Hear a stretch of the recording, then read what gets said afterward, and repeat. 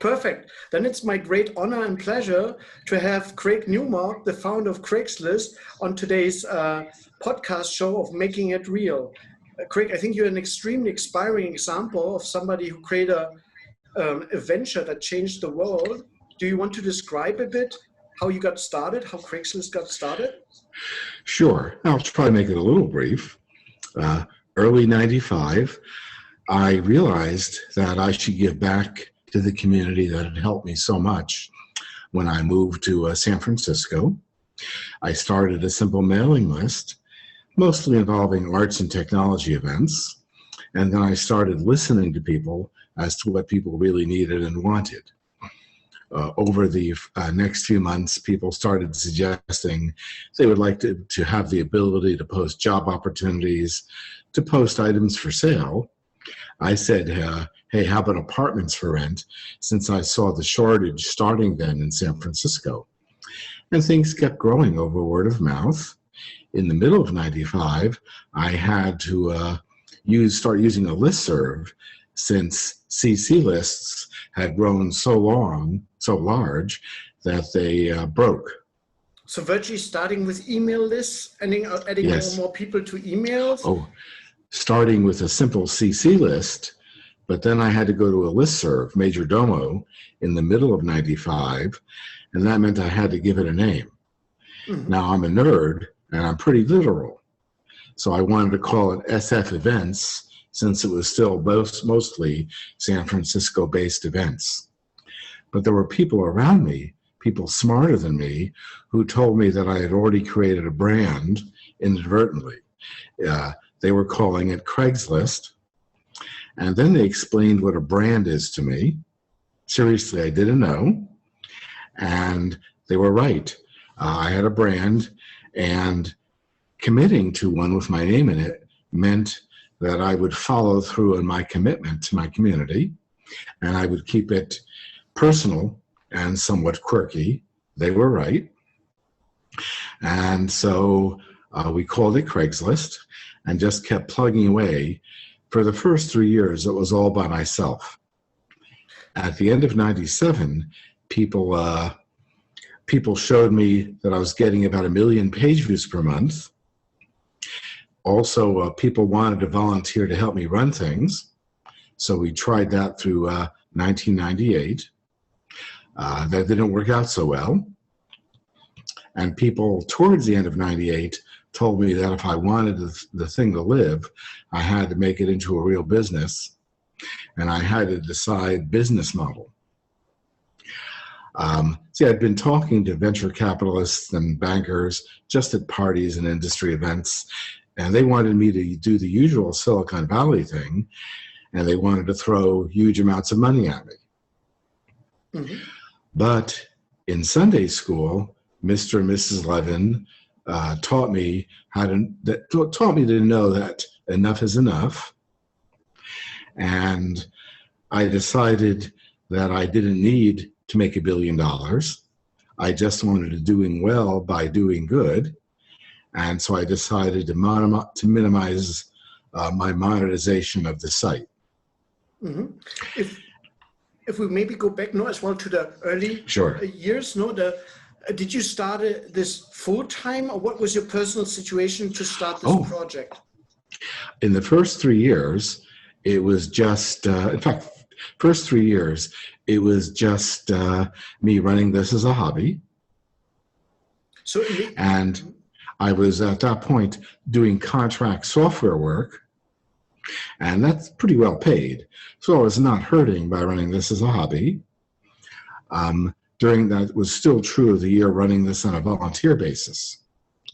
But at the beginning of 99, when I made Craigslist into a company, at that point, I had to devote myself full time to Craigslist. So I gave up contract programming.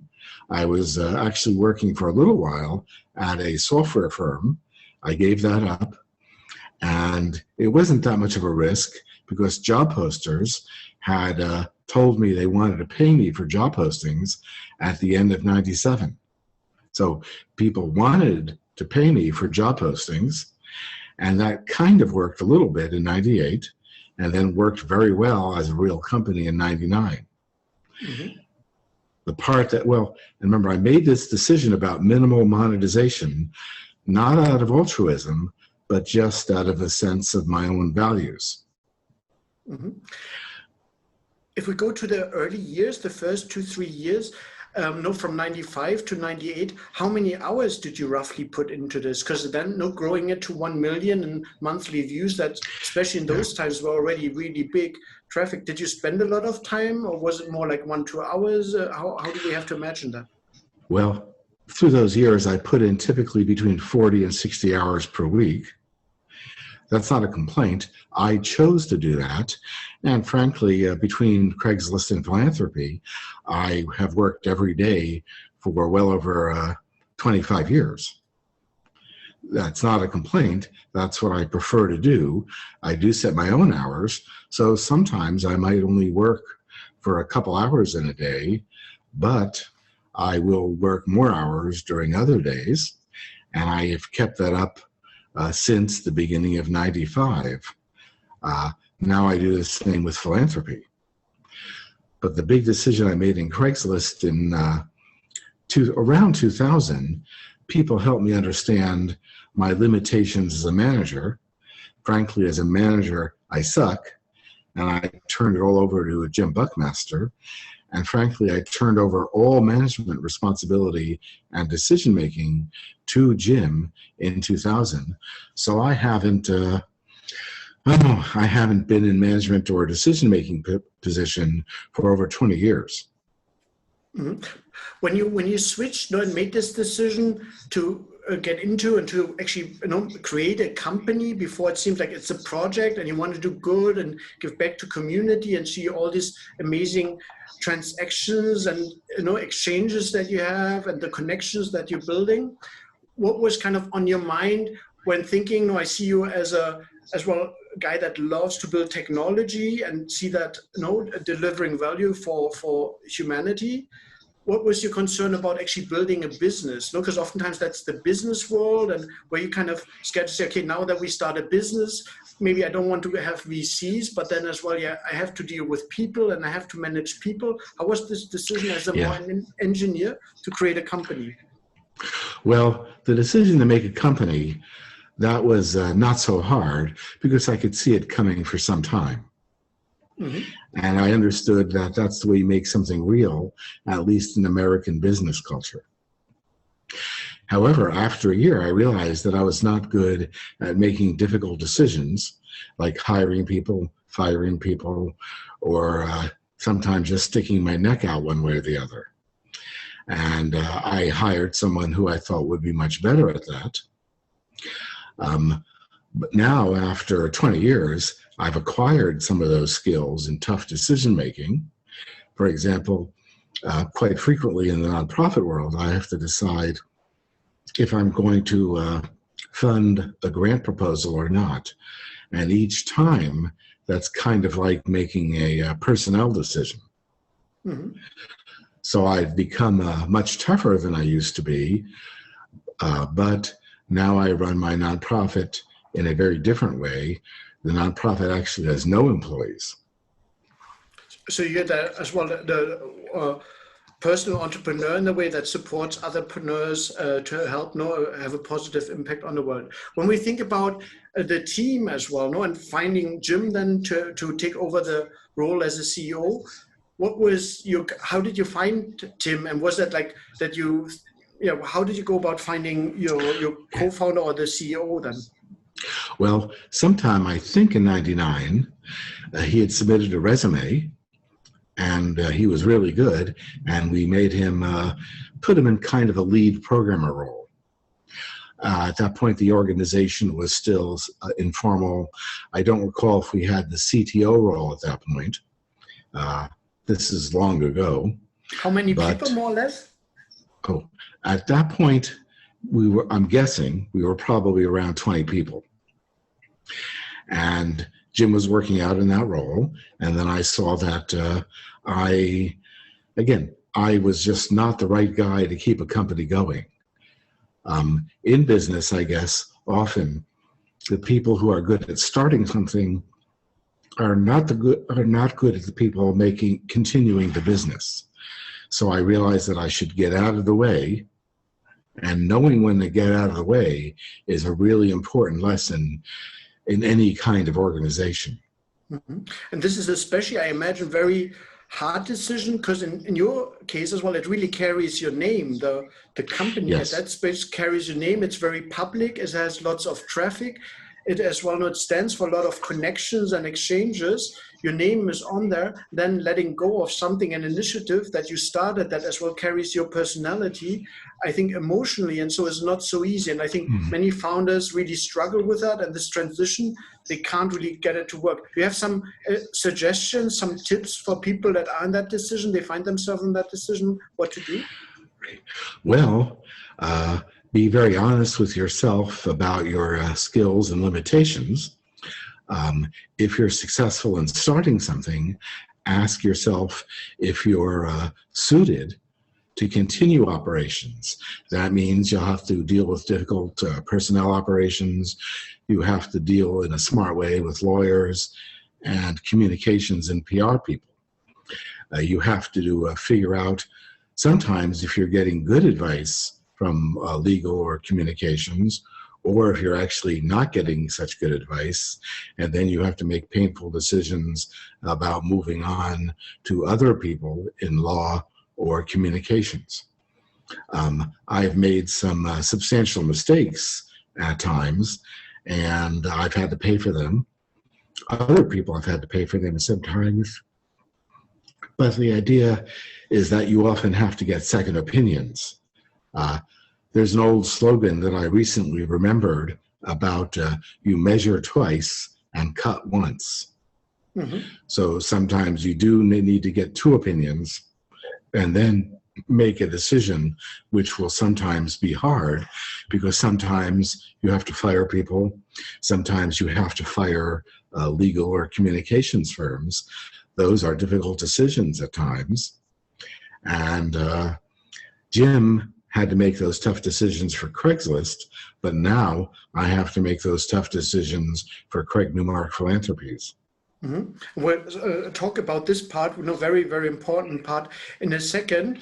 As you did then the transition, which role did you actually transition in, and where did you find your new role then to lead as well in a way to develop Craigslist further? Well, within Craigslist, by the time I had made the decision about management, I had already stopped coding. And that makes me sad because I'm trained to be a software engineer. But I had already stopped coding. I was doing management and customer service.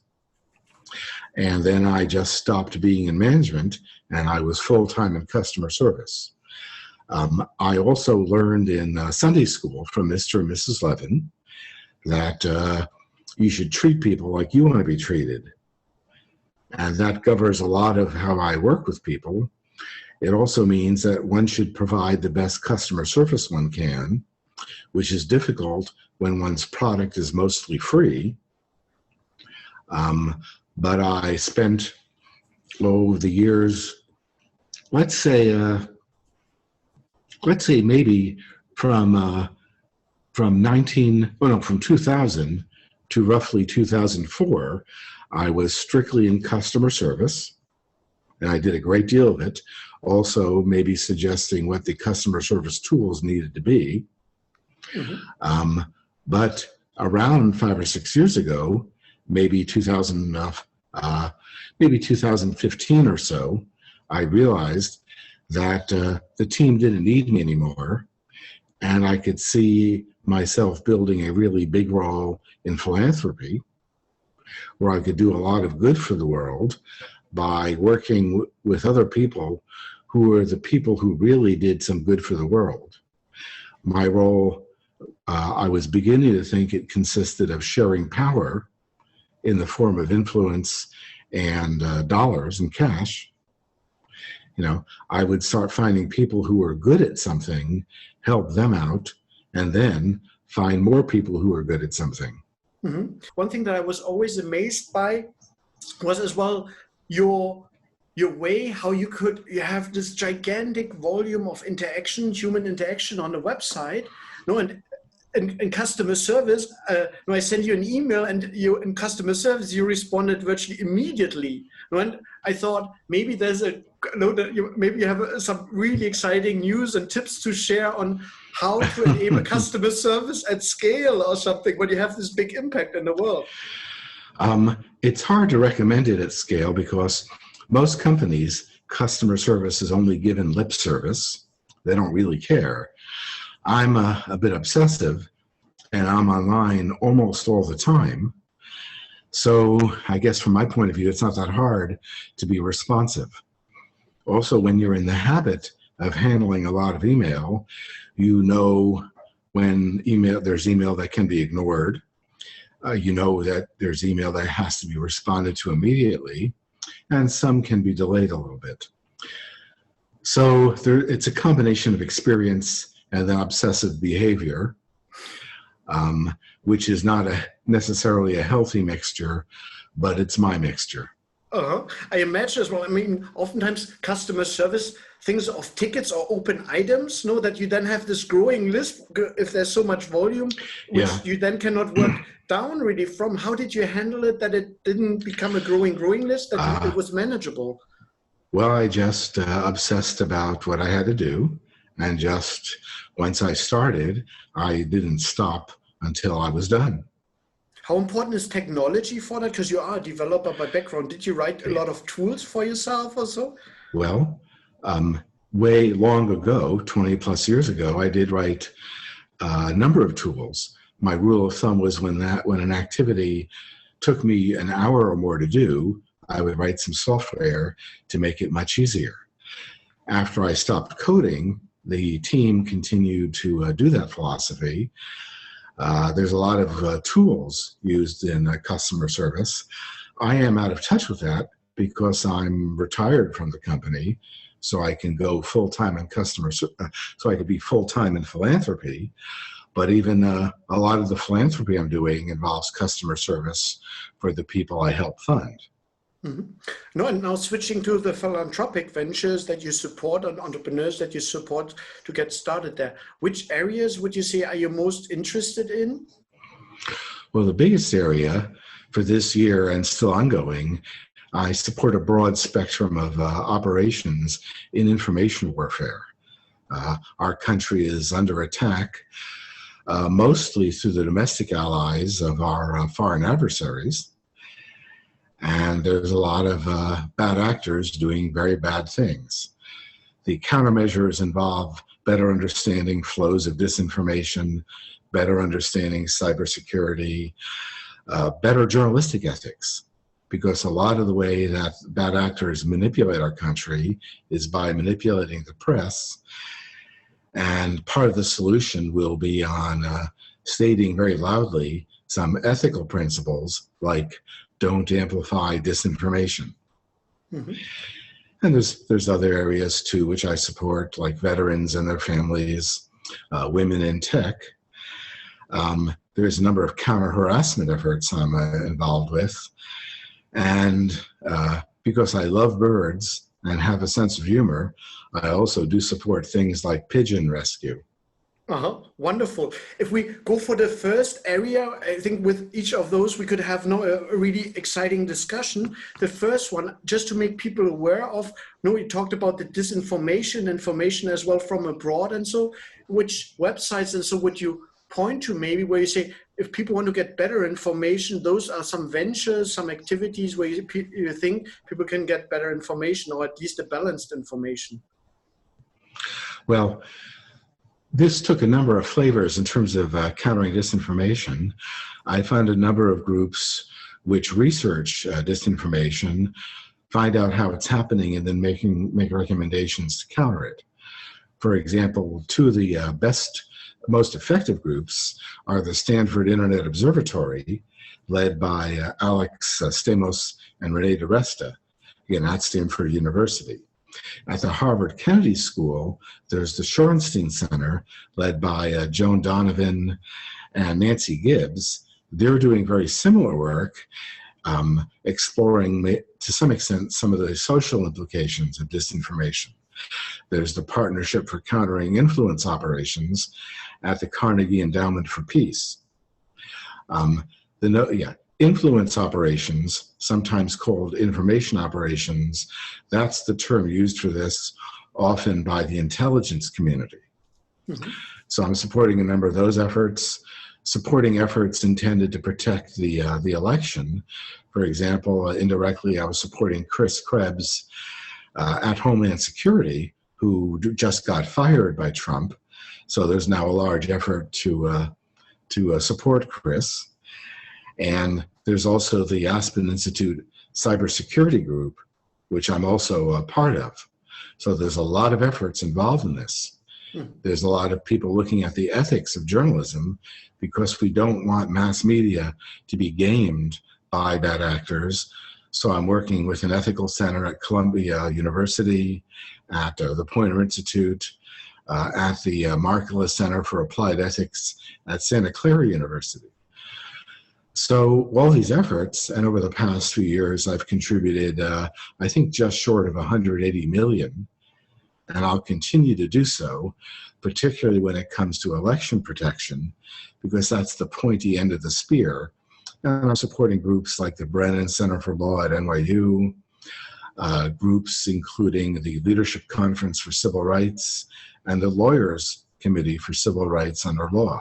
Mm-hmm. There's a lot of good people doing a lot of good work. My role is to help them out and then try to get out of the way because they don't need me interfering. Mm-hmm. When you have a whole spectrum of very important initiatives that you support, ventures, and so you're looking at way more, to then select. I'm going and back these and support these, through money and then as well the personal energy, I assume. How do you select from all of this? And have you some tips for people that want to do good in the world with their new ventures, their new initiatives? How to come up with? That's two questions there. Yes. How I find things over the years, let's say prior to this year, I would do a lot of research and find better known, more effective organizations in different spaces. And this year, though, I had already supported enough groups that I could ask the groups that I was supporting for more advice as to other groups I should be supporting in their area of expertise. Mm-hmm. Especially when it comes to information warfare, we need more people, more eyes looking at the problem. A fair amount of redundancy is good because there's so many bad actors attacking our country. And also, the more good actors that are protecting us, the harder it is for bad actors to try attacking the good actors. That's a real problem right now. And I can see that bad actors are not only attacking our country and the election process, but they're also attacking people who are doing good work, protecting us. For some reason, the bad guys go after fact checkers a great deal, like the International Fact Checking Network or sometimes PolitiFact. I've seen a fair amount of that, and I'm not quite certain why they've chosen to focus there. That may be because there are some publications run by seriously bad people who have no defense against fact-checking except to attack the fact-checkers. There seems to be a common theme there, not just to create confusion in the market, but just, in a sense, delegitimizing very high-quality sources, not to just confuse the general public, oftentimes maybe not the ones that go very deep and profoundly in validating the information. And so, yeah. This year, the press did a lot better than they did in 2016, but there still is a lot of room for improvement. Mm-hmm. If people kind of consider, because they have this mission, they see this fear, they see this need to act, where do you see specific advice, how to get started, how to come from, hey, I have an idea, to actually, in a way, make it real, to make the first steps? Do you see there certain themes or so? Any advice where you say, early on, maybe learning from your journey or other journeys of philanthropic entrepreneurs that you see now, how to help people out there get started? It's always awkward telling people that they have to remember to treat people like they want to be treated, but that's the first principle there. Beyond that, if you do have some ideas and you manage to get some traction, bear in mind, for example, that you're going to be enmeshed in a lot of confidentiality agreements and non-disclosure agreements, and sometimes those are really going to bother you because you're really going to want to talk about some of these things, but you can't. You do need, starting at the beginning, to get good legal and communications advice. And you have to make sure that you're actually getting good professional legal advice. And you're going to have to, from the very beginning, take control of your image and branding. I was lucky in my choice of time and place. I just got very lucky. And the nature of what I was doing kind of showed people what my personality was about, and that defined the branding and image of Craigslist. To some significant extent, we lost control of that, let's say 10, 15 years ago. But in my philanthropic work, I'm trying to do a much better job of doing communications work and PR, because otherwise bad actors will find ways to turn that against you in ways that may wind up hurting other people a great deal. Mm-hmm. So comms and PR, you may have a prejudice against them, but you need to get over that. Mm-hmm. And in terms of finding now support for that, when we talk about the legal side first, how do you find the right and legal entity to help you kind of advise? I know as well in the US, for example, legal advice is very expensive. I guess here over in Europe, It's a bit cheaper normally, but any advice, should I just talk to other founders and then see what are the professional firms in that and get some references, or how would you go about it? All the above. You need to talk to everyone you know who's had some of this experience, because there are sometimes services which are good, legal services which are good at projecting confidence and may not actually be very good at it. So you need to speak to everyone you can. And even after you engage consultants or counselors, you do need to be a little skeptical for a few years and to see what happens. And the problem is that people who are not good at offering advice are often very good at being confident about the advice that you're giving you. So you do need to be careful and even a little cynical. Mm-hmm. So really validating at a substantial level as well. Are the people really good as well? And to some extent, kind of looking more deeply, actually, even into legal issues that some founders maybe think it's not that domain area, and so they like to offload that and actually to some expert, and then being a bit careful there. That's the idea of measure twice, cut once. Mm-hmm. One on getting the name out there, and we said as well, many people do good, but they don't really focus as much on getting your name out. You talked about PR. What would be one, two actionable advices or a piece of advice for founders that want to make it real? Well, from the beginning, people need to be active in social media, whatever platform is best for them. For me, it's Twitter. And you just have to relentlessly get your branding out there to engage with people short of spamming. Mm-hmm. For example, if you're doing some branding activity every 10 minutes, that may be too much. But you need to do it, and you need, if possible, to engage everyone in your company to do it, and maybe all your supporters. I'm engaged in that now with regards to my philanthropy, and I actually have a mailing list for people I work with so that they can support each other, so they can better understand each other, and maybe form new relationships and alliances. To my surprise, people are doing a lot more of that than I ever expected. So I do spend a lot of time on Twitter doing things like supporting the efforts that I believe in.